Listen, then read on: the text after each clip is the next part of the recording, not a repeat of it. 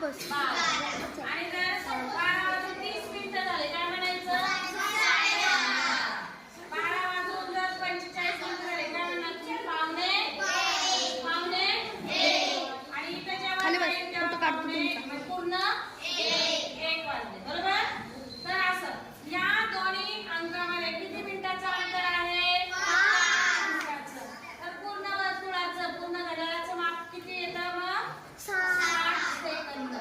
60 पूर्ण येतं. बरोबर की नाही सेकंद?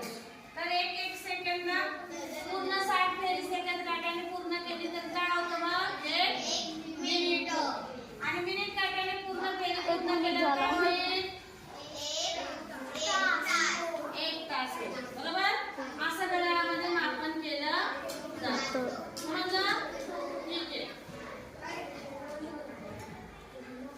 आता मला आहे ना 2 वाजून 45 मिनिटं दाखव.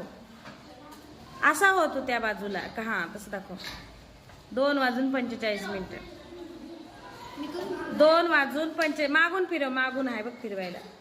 2 वाजून 45 मिनिटं.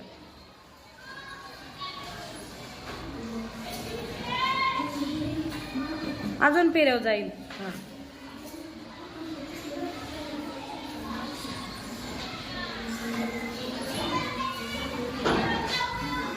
बरोबर आहे का रे? हा आता बरोबर आहे का? आता साईडला दाखव. थोडं ना वर घे ना. हा हा बस बस. हा बस. आता किती झाले हे? 2 वाजून. त्याला काय म्हणतात दुसरे? पावणे 3. 2 नाही, पावणे 3. आता 3:15 दाखव. 3:15. 3:15 दाखव. फिरव काटा. हा किती वर आलाय रे? काटा किती वर आलाय? मिनिट काटा बरोबर ते 15 वर घे. हा निळा काटा 15 वर नाही. आता किती वर काटे? दोन्ही काटे एकमेका खाली आहेत थोडेसे आहे ना. त्याला काय म्हणायचं? त्याला काय म्हणायचं? 3:15. बरोबर की नाही? आता 3:30 कर बरं. 3:30.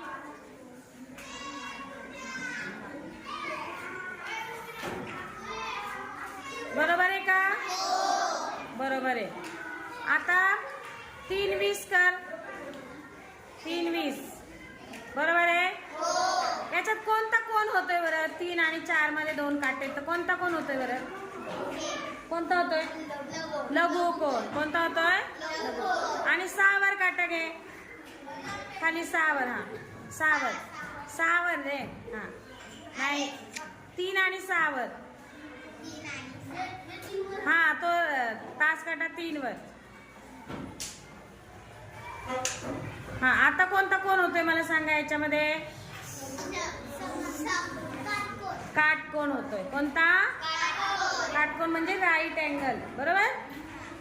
आणि मग अशा प्रकारे या घड्याळाच्या प्रत्येक काट्यामध्ये कोण पण तयार होत असतात. समजलं तुम्हाला? घड्याळाचं समजलं सगळ्यांना? तसलं करायला नाही सांगितलं मी तुम्हाला.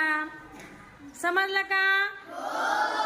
आता प्रत्येकाला जेव्हा मी सांगेल पुढे येऊन किती वाजले या काट्यात दाखव तेव्हा आपल्याला दाखवता आले पाहिजे. समजलं? ठीक आहे.